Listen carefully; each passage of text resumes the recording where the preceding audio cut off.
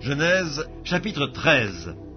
Abraham remonta d'Égypte vers le midi, lui, sa femme et tout ce qui lui appartenait, et Lot avec lui. Abraham était très riche en troupeaux, en argent et en or.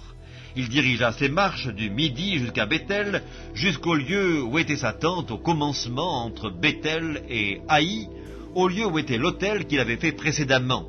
Et là, Abraham invoqua le nom de l'Éternel. Lot, qui voyageait avec Abraham, avait aussi des brebis, des bœufs et des tentes, et la contrée était insuffisante pour qu'ils demeurent ensemble, car leurs biens étaient si considérables qu'ils ne pouvaient demeurer ensemble. Il y eut querelle entre les bergers des troupeaux d'Abraham et les bergers des troupeaux de Lot. Les Cananéens et les Phéréziens habitaient alors dans le pays. Abraham dit à Lot, « Qu'il n'y ait point, je te prie, de dispute entre moi et toi, ni entre mes bergers et tes bergers, car nous sommes frères. Tout le pays n'est-il pas devant toi? Sépare-toi donc de moi. Si tu vas à gauche, j'irai à droite. Si tu vas à droite, j'irai à gauche. » Lot leva les yeux et vit toute la plaine du Jourdain qui était entièrement arrosée. Avant que l'Éternel eût détruit Sodome et Gomorrhe, c'était jusqu'à Tsoar, comme un jardin de l'Éternel, comme le pays d'Égypte. Lot choisit pour lui toute la plaine du Jourdain, et il s'avança vers l'Orient. C'est ainsi qu'ils se séparèrent l'un de l'autre.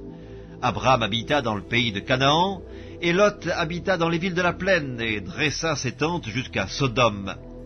Les gens de Sodome étaient méchants et de grands pécheurs contre l'Éternel.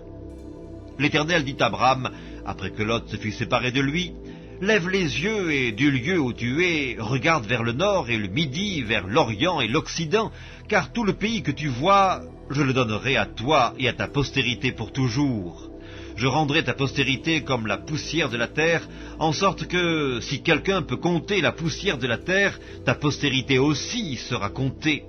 Lève-toi, parcours le pays dans sa longueur et dans sa largeur, car je te le donnerai. » Abraham leva ses tentes et vint habiter parmi les chênes de Mamré qui sont près d'Hébron, et il bâtit là un autel à l'Éternel.